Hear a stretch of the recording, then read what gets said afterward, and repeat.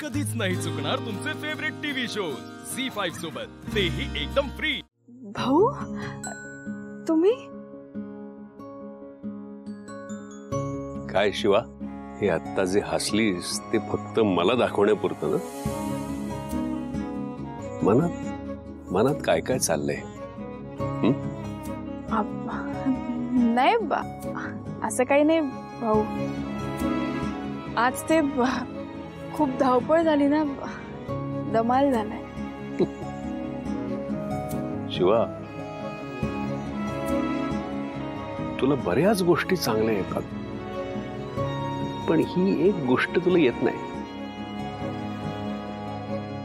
कोणती? खोटं बोलणं। तुझा चेहरा सगळं खरं खुरं सांगून टाक, आणि हे एका प्रामाणिक माणसाचं लक्षण आहे। माणसं बऱ्याचदा आपल्या मनातलं दुःख इतरांना सांगत बसत नाहीत, लपवत राहतात, खोटं बोलत राहतात। बऱ्याचदा आपल्या दुःखाची झळ इतरांना पोचू नये म्हणून। शिवा, आत्ता काय चाललंय तुझ्या मनात? बोल माझ्याशी।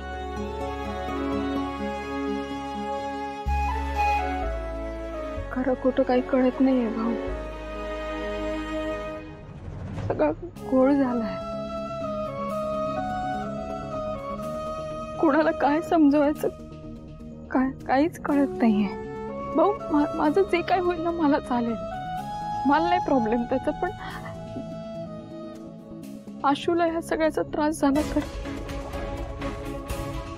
या सगळ्यामुळे घरात वाद झाले तर, आई आणि आजीला हे कळलं तर त्यांना खूप त्रास होईल। नेमकं चुकलं कोण? दिव्या, जी लग्नातनं पळून गेली, आशू ज्यानं दिव्यावर मनापासून प्रेम केलं, का मी जिला हे लग्न करावं लागलं? की मी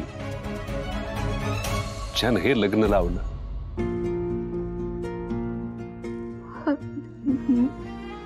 नाही भाऊ, मला हे असं नव्हतं बोलायचं। मला माहितीये तुम्ही तुमच्या मुलासाठी हे सगळं केलं, खरंच माहितीये। हो, मी माझ्या मुलासाठीच हे केलं, पण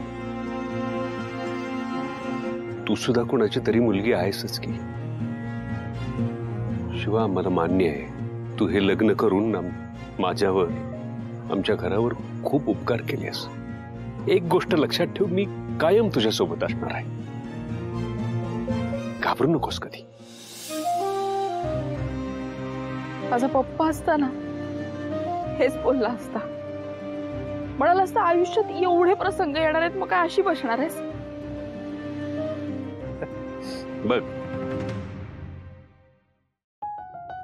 बघ शिवा, मी काय तुझा बाबा नाही, त्याची जागा मी नाही घेऊ शकत, पण एवढी खात्री तुला देईन की मी त्याची उणीव तुला जाणवू देणार नाही कधी। तुला काहीही वाटलं, कुठलीही मदत हवी असली तर सरळ माझ्याकडे ये।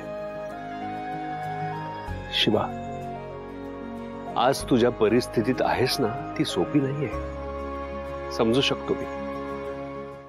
झी5 ॲप डाउनलोड करा आणि पहा सर्व एपिसोड्स एकदम फ्री।